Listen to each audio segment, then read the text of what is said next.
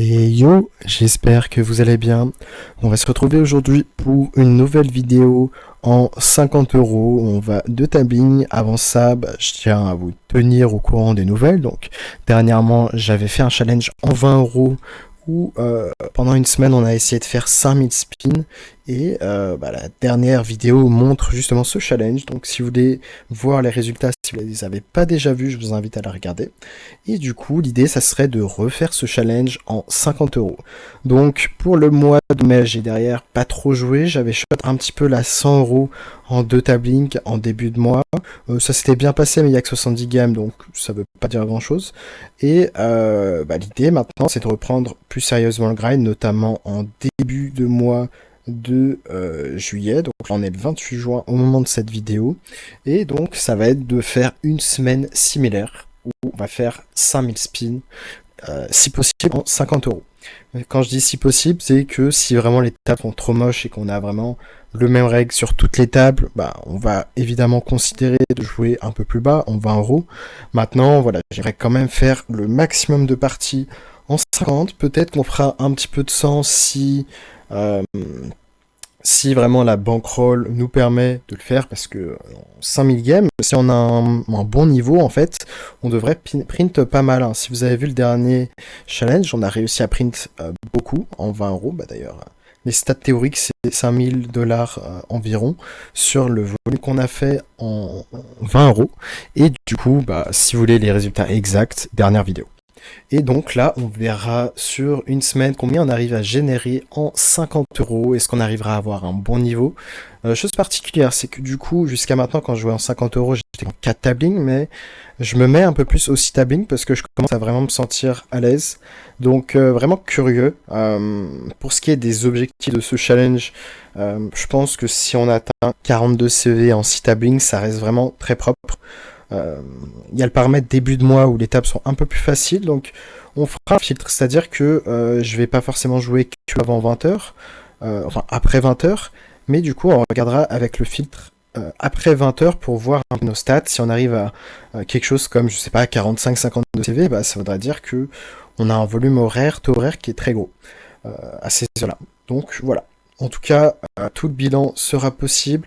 J'avais bien envie de découper un peu des parties pour vous les présenter sur YouTube.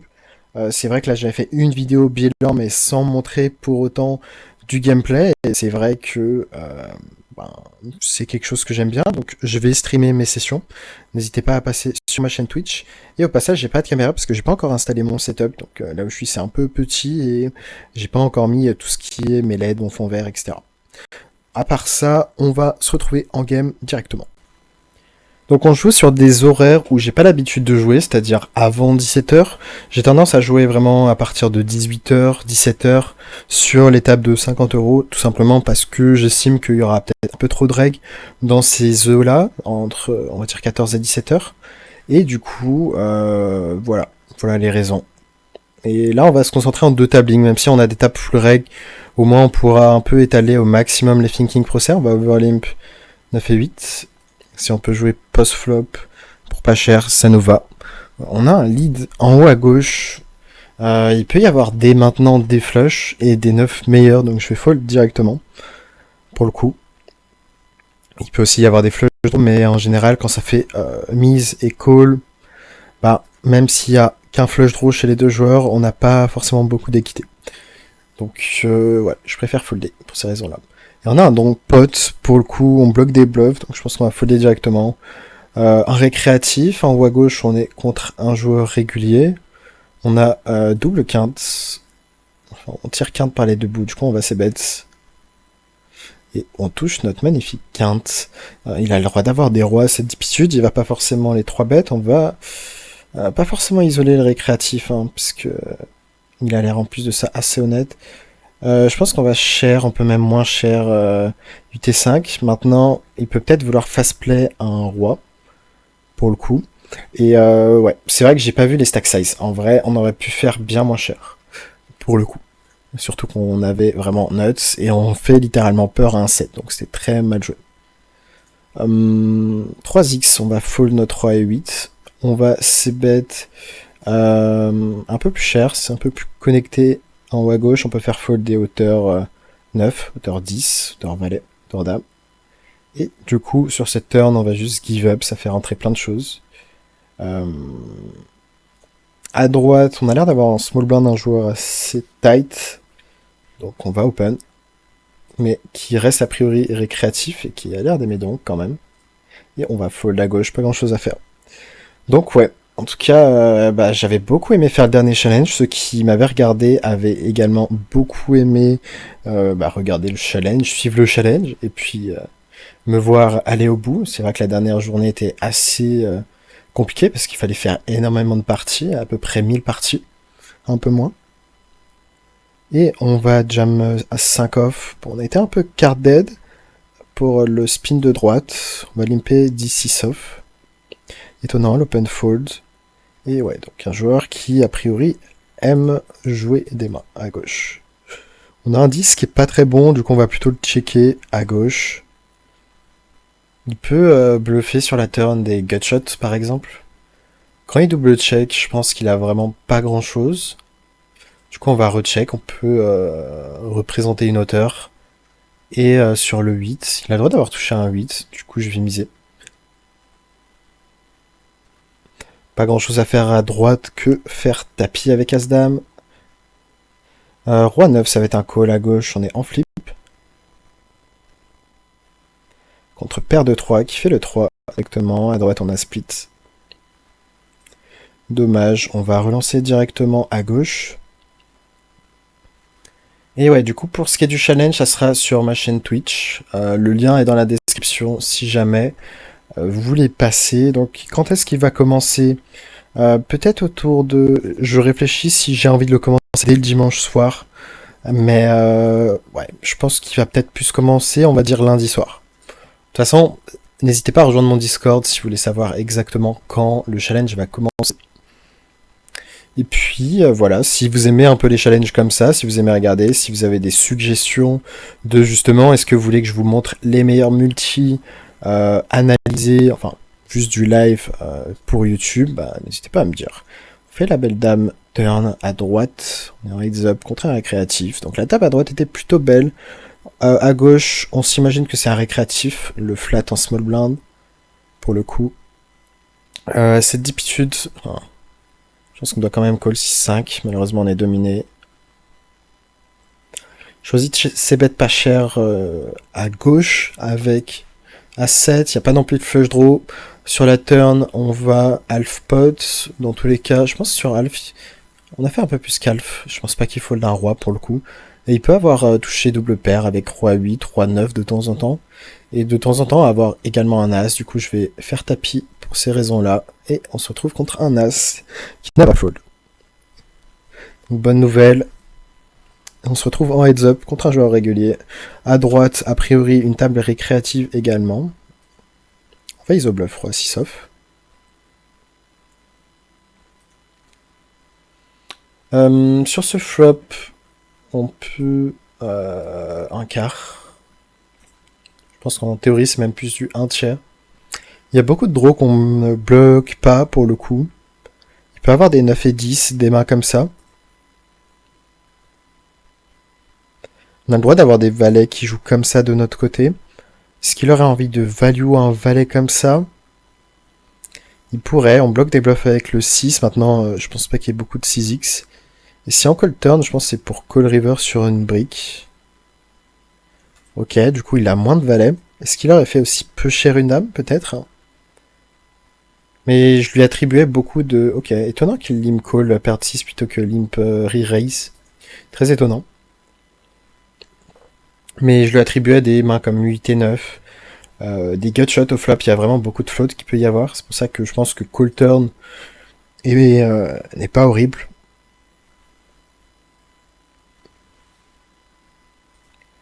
« 9 et 7, on va check back.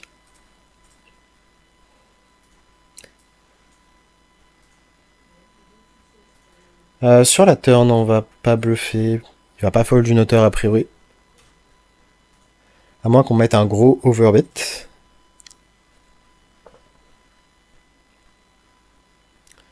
Dame 8 off, on va open. Je vais essayer d'étaler au maximum ma thinking process, c'est l'avantage d'être sur peu de tables. As de off, on va iso chauve, un peu trop d'argent mort, malheureusement on est snap payé, on est contre un trap, malheureusement. On est trop in dead turn. Je vais folder sur un 3 bêtes, j'ai pas non plus les stats de ce joueur.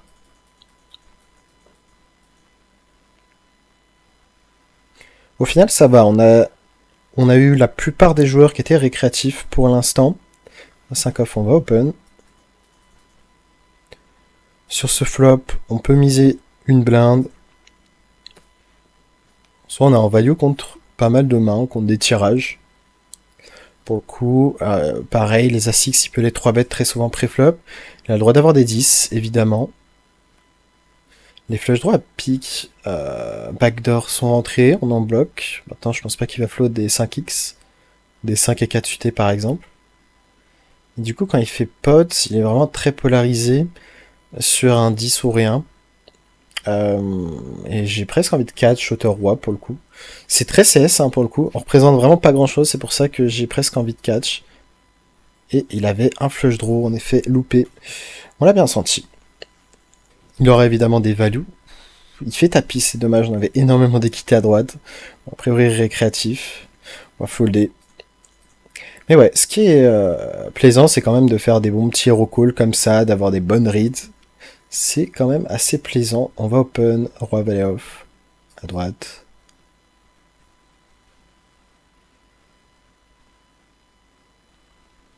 « 7 et 8, on va folder. On n'a pas d'infos si c'est un récréatif en haut à gauche, peut-être, je l'ai pas vraiment joué. Je connais pas encore bien le fil de la 50, ça fait pas longtemps que j'y suis retourné, donc il y a peut-être des nouveaux joueurs, des règles qui ont changé leur pseudo. Donc il y aura forcément un temps d'adaptation, enfin, juste d'identification, enfin, ouais c'est ça, identification du fil. On va check back valet 7 contre un joueur récréatif, snap check, C5, je vais fold, c'est sûrement un peu nit, mais contre récré ça me choque pas. Et hauteur valet, de temps en temps ça gagne, il y avait une main très mauvaise, mais ça faisait une paire.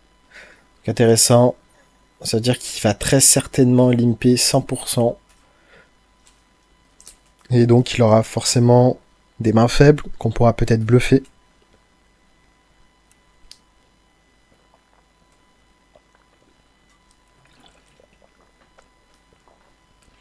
Passage pour mon micro. Je vais folder valet 8. Je pense qu'il va trop souvent flat en small blind. Il a l'air de vouloir jouer vraiment toutes les mains. Et du coup, il peut trop souvent y avoir un squeeze de la part du reg en big blind. Donc ouais, quand on a un joueur en small blind qui a priori va beaucoup call, bah on va être un peu plus tight dans nos open. 10 valet off, on va iso chauve. On domine sa main, il joue beaucoup de cartes. Il fait le 6, on joue 6 cartes. Malheureusement, ça ne passe pas. Contre un récréatif, on va pas folder une seule main. Il peut peut-être miser lui-même un 9, un 4 si je check. Et dans le cas contraire, il peut ne rien avoir également. Je pense pas qu'il ait grand chose pour le coup, donc je vais encore checker. Et river, je pense qu'il a vraiment rien. Mais je vais quand même miser une blinde. Des fois qu'il a envie de hero call une hauteur. Les dames off, on va open. Et ouais, du coup, ce que je disais pour le micro, je sais qu'il y avait parfois des bruits un peu de parasites de fond. Mais j'ai essayé de trouver le juste milieu pour qu'on m'entende assez bien sans que ça fasse trop robotique. Si je réduis trop le bruit, en fait, ça va me faire une voix un peu trop robotique. Donc voilà, c'est un juste milieu à trouver. 9 et 4, on va check back. Et je pense contre ce joueur qui va être assez honnête, je vais miser dès le flop.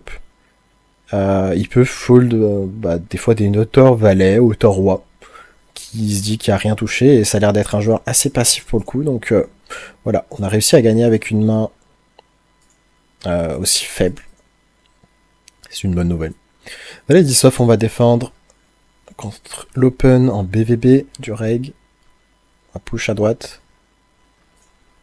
Il s'en pique, on va juste folder. Une gutshot. Et parfait, du coup, le fait de pouvoir jouer des coups contre le joueur en haut à gauche, ce qui est une très bonne nouvelle. On va pas vouloir miser s'empaler contre un 4 ou un 6. Il va souvent miser un 4 ou un 6 de lui-même, peut-être. Mais on n'a pas vraiment envie de faire grossir le pot avec une paire aussi faible. Même si on a un flush draw. Hein. Le truc, c'est que si on mise, en fait, voilà, il est très passif. Avec une top paire, il l'a checké 2 fois. Et si on avait misé, on se serait empalé, on aurait fait grossir un pot pour rien. Et du coup, autant faire grossir le pot quand on a touché notre flush. Là, pour l'instant, on a pris, je pense, la meilleure décision pour perdre le moins possible. En haut à gauche. 7 et 2, on va juste folder. As-7, on espère qu'il limp pour le coup. Ouf, quand il open, c'est... J'ai pas vraiment envie de faire tapis, hein. C'est très tight, mais... On va espérer qu'il soit assez honnête post-flop. 5-4, je push. Pour le coup, il fait une blinde. Je pense pour une blinde, je vais quand même call une fois. On a maintenant un gut shot. On espère que s'il a un Broadway du style Valet 10, il check back turn. C'était un peu l'idée du call flop. Malheureusement, turn, je pense qu'il avait souvent overpair. Roi 4 suité, on va push. As-7, on se fait payer par Roi 8. Assez standard, je joue la quinte. Dommage.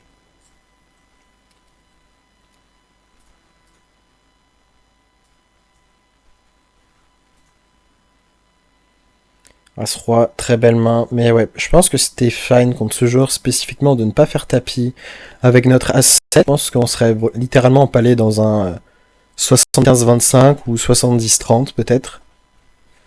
Donc je pense que c'était la meilleure décision pour le coup. C'est vraiment pas intuitif, hein. On pourrait se dire ouais mais théoriquement c'est un tapis. Certes il aura des Broadway, genre Roi Dame suité, Roi Valet suité, mais vu le profil, je préfère me méfier quand même. On aurait aimé qu'il reste en vie. Bon il reste en vie mais il devient dernier en jeton, dommage. On n'aurait pas dit non à heads up contre lui.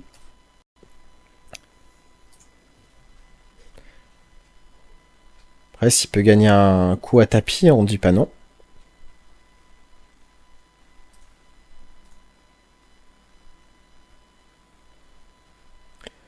Dame 3 suité, on va check back. On joue une belle gut shot. On pourrait la miser dès le flop. L'intérêt, ce serait de faire fold quoi à des hauteurs. Mais on n'a pas vraiment envie de se faire check raise avec backdoor flush, backdoor quinte. Enfin, straight draw. Sur la turn, on va avoir des bluffs qui misent. Il peut avoir des paires. Il peut avoir des sets. Tu vas check call. Du coup, on a envie de faire cher. De temps en temps, des flush draw. Qu'il n'aurait pas misé.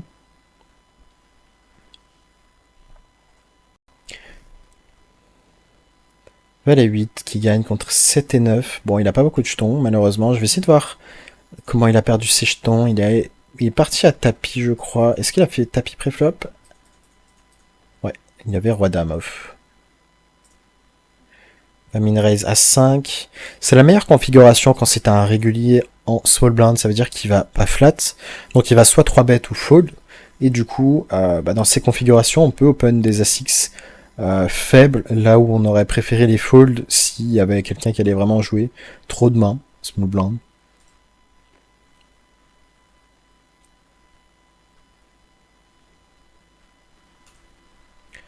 Min raise qui représente très strong, 10 deep. Bonne nouvelle pour nous, le récréatif qui fait son as. Enfin, qui avait paire d'as, qui était bien servi. Valet 5 suité. Je vais fold. C'est peut-être un push théorique. Le truc, c'est que je m'attends à être souvent call par small blind. Très bon flop, à droite. Pas d'intérêt à raise, on veut pas s'empaler contre un roi, un valet. Même si... en fait, il size up, donc je m'attends à ce qu'il ait un peu plus touché ce board que s'il avait fait qu'une blinde où on aurait pu considérer le raise. 9 et 8, en théorie, c'est peut-être un call. Pour le coup, je pense que c'est limite. Et pour le coup, river, est-ce qu'il peut nous call si on mise... On peut réfléchir à block bet. Pour le coup, de temps en temps, il call une hauteur, en fait. Il y avait aussi un 4, ok. Il a size up en bluff, intéressant. Intéressant. On essaye de prendre la note.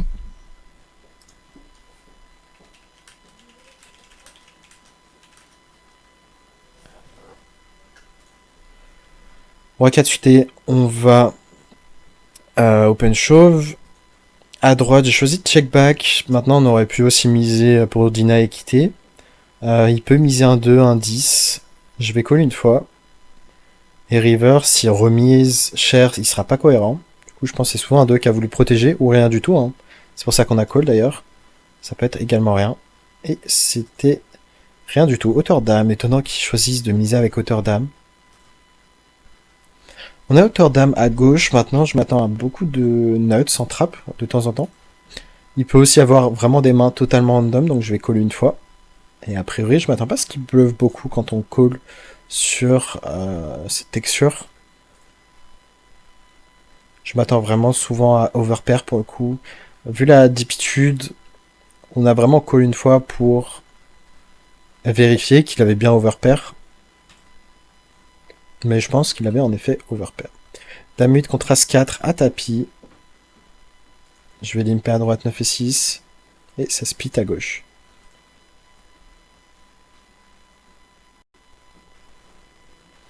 Bon, ce qui va être intéressant, c'est surtout de jouer du post-flop dans l'idéal. Maintenant, on a plutôt du pré-flop à gauche et à droite pour l'instant. Et on fait un beau brûlant de dame à droite. Où on repasse légèrement devant. 5-4 ans à fold. Alert push beaucoup à gauche. Du coup, on va limper roi 10. Je pense qu'il a l'air de faire tapis assez souvent.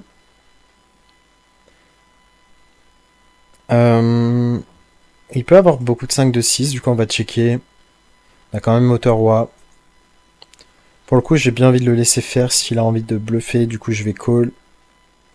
On bloque des flushs. River, je pense que sa range est extrêmement weak. Je vais target un 5, un 6. Et vu que flush vient de rentrer, il va avoir peur si on fait plus cher qu'une blinde, je pense.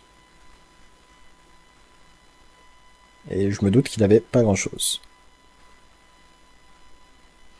Donc ouais, en fait, c'est vraiment post-flop qu'on va avoir en edge. Donc qu'on peut avoir les lectures. Pré-flop, c'est vraiment des maths pur et dur, globalement. As 5 contre As dame, malheureusement, il fait la dame. Dès le flop, on est brain dead.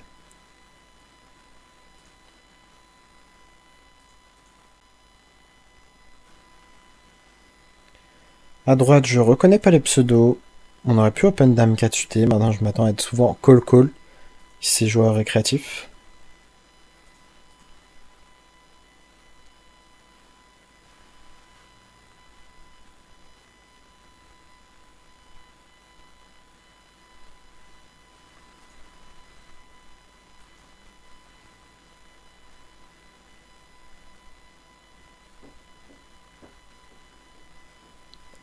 Dame 10. Ça peut être une main qu'on veut check back ou ISO. En vrai, les deux sont fine, je pense. Maintenant, contre écran, on préfère peut-être jouer dans pot open plutôt. Sur ce flop, on a deux over et gutshot. L'intérêt de miser small, ça serait de faire fold une hauteur roi, de temps en temps, qui pourrait avoir call. On a quand même pas mal d'équité. Hein. On joue les 10, les dames, les valets. Du coup, on va check back sur la turn. River, sa range est faible. Maintenant, il peut avoir des 8, qui va pas forcément fold. Et est-ce qu'on a fait call un 8? Il avait même paire de 5, donc très passif. Et l'intérêt d'ISO, en fait, c'est que quand vous touchez, vous allez prendre plus d'argent. Et quand vous touchez pas, vous n'êtes pas obligé de faire grossir le pot, c'est vraiment cet intérêt. Et quand vous êtes contre des joueurs passifs comme ici, en fait, c'est tout bénéf d'isoler, parce que du coup, quand vous êtes en bluff, vous allez prendre plus. Quand vous êtes en value, vous allez prendre plus, tout simplement. Et si vous vous faites attraper, vous perdez le moins possible. J'aurais open 9-10 off si on était plus deep.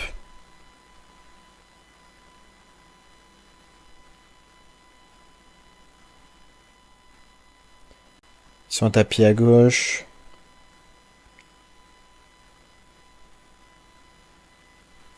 Open chauve, on va juste folder As de suite et à droite. Si deep. Il avait l'air assez tight à gauche. Hein. À voir, on peut peut-être voir comment il se comporte si on isole. Avec un open 3x, on se doute que c'est un récréatif. As valet, on a pris le push.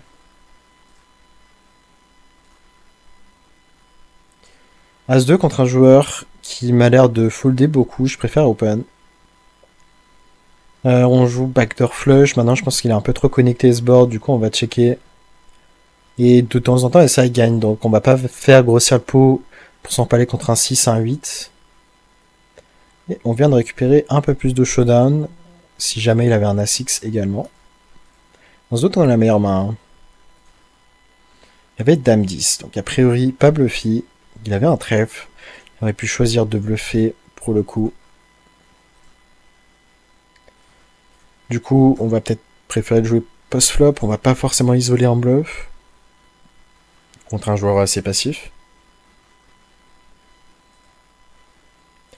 On va folder ici.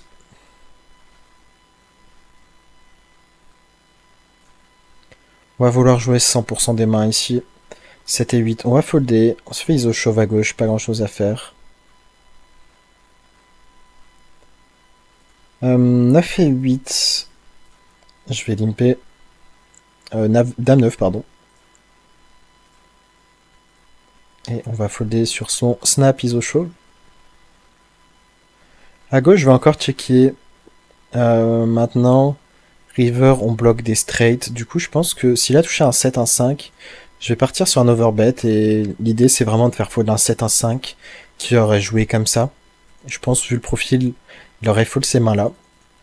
Board très connecté. Maintenant,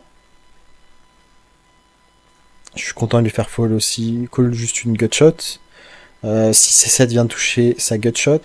Maintenant, il n'y a pas que des gutshots dans sa range, il y a aussi des paires, des doubles paires. Dans tous les cas, je pense qu'il peut avoir des doubles paires, il peut avoir des gutshots touchés évidemment, mais il y a aussi des doubles paires.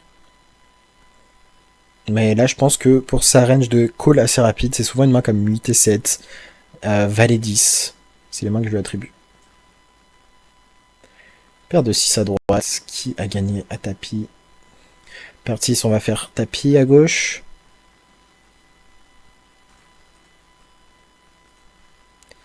C9, je me voyais mal folder pour le coup. On va essayer de jouer post-flop. Notre 10 est souvent good. Ouais, vraiment, un joueur très honnête à gauche. Ensuite, on fait tapis. Paire de 6, on va open. Je pense assez fort pour induce. Paire de 5, on aurait peut-être fait tapis directement. Paire de 5, et on gagne le flip à droite. Je vais folder à gauche. C'est d'habitude compliqué de limper. Mais ouais, il a l'air très tight en tout cas. Roi 7 UT, c'est assez fort. As 4, on fait straight flopper, bien joué. Et Roi 7, on a fait call une main qu'on domine.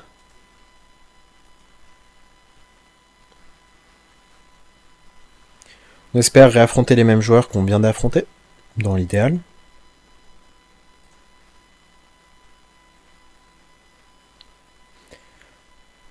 Et ouais, en tout cas, les petites sessions comme ça de tabling, c'est vrai qu'en ce moment, je regarde... j'ai découvert la chaîne de Julien RQT,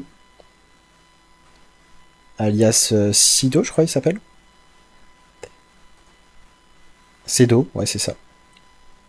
Et du coup, j'aimais beaucoup son contenu en de tabling, et puis en plus, voilà, c'est contenu high-tech. Il n'y a pas beaucoup de personnes qui le font. Et bah, c'est vrai que moi, j'aime beaucoup aussi faire des vidéos, que ce soit streamé, mais des vidéos, j'en faisais un peu moins en termes de contenu poker, mais ben, c'est vrai qu'on n'en trouve pas beaucoup du grind comme ça, on va dire un live commenté. C'est plutôt du challenge. Je prends l'exemple de Lucho où il va y avoir les gros multi, il n'y a pas du direct. Et ce que je trouve personnellement intéressant, c'est justement même les petits pots qui paraissent anodins, de voir un peu les petits exploits, comment on joue contre récréatif, comment on optimise, etc.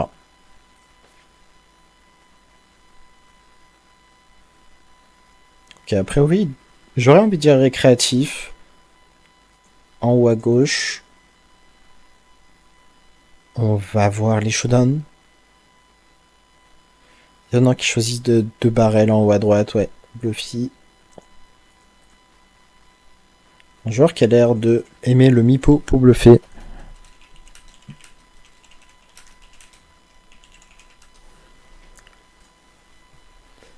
Intéressant en tout cas. On voit limpé à droite, a priori contre joueur récréatif. Il a le droit d'avoir touché ici, je vais checker. Dame 9 off, c'est un peu loose, mais je vais jam. Même si en théorie, je pense pas que ce soit horrible. On n'a pas forcément envie d'open fold. Je vais rechecker à droite. Dame 5.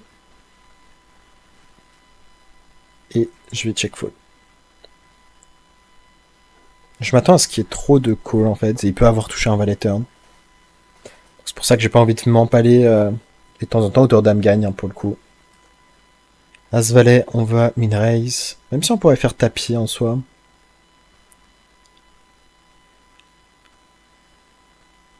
As 8, on va call à gauche. Et quand ça, donc, intéressant, du coup, on prend la note. Plus si, a priori, un joueur qui ne bluffe pas. À droite, on a fait un bon fold. Bon, c'est un fold facile pour le coup. As roi, on a un bon 3 bêtes chauves, on peut se faire payer par moins bien. Roi valet, je vais juste défendre contre un joueur, bah, c'est le même que tout à l'heure au final, qui est assez honnête. Je vais préférer min raise à droite. Board plairait, je vais c'est bête. De temps en temps, hauteur dame gagne, du coup je vais pas forcément miser turn. Je pense que je vais essayer de showdown en bas encore des 8 et 10, 7 et 8. Et à gauche, il a de l'air assez honnête, du coup, je vais folder dès maintenant. Et il avait même un valet, donc. Vous voyez l'intérêt de ne pas s'empaler. Hein. Typiquement, on ne veut pas essayer de faire fold un valet. Et ben, on aurait tout simplement perdu pas mal, alors que c'est compliqué de forcer, en fait. Sachant que, voilà, il peut juste ne pas nous croire. Par contre, étonnant de voir donc, je pense qu'il aurait isolé... Je vais miser à gauche. Étonnant de le voir de barrel cher, il a l'air assez honnête, du coup je vais folder. Mais l'intérêt de call flop, c'est de, s'il refait une blinde, c'est de le raise. On sera souvent contre un flush draw ou contre un draw. Et on aurait pu faire tapis river sur une brique et faire fold, du coup c'est draw.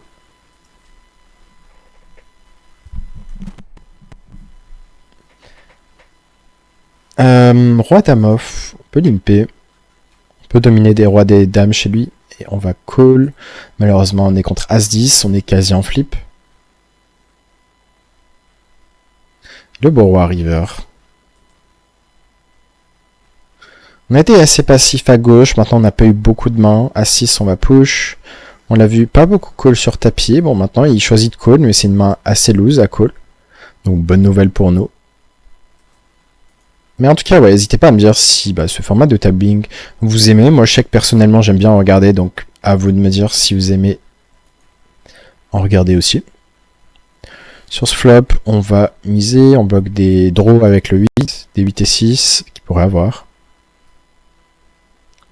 Puis board des side. As-Roi. Il a l'air de beaucoup isoler quand même, donc je vais quand même tenter de le limp pour limp re-raise. On touche un très bon roi flop. J'ai pas envie de raise, il n'y a pas de flush draw ni rien. Ce qui est une bonne nouvelle, oula, c'est que s'il a un roi, il va dans tous les cas tout nous donner.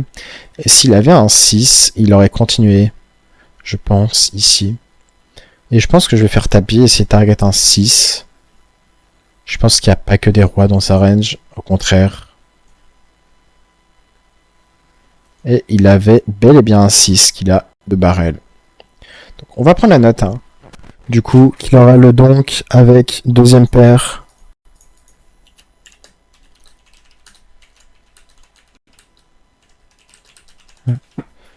C'est une note importante parce que justement ça vous permet d'optimiser vos gains contre les récréatifs.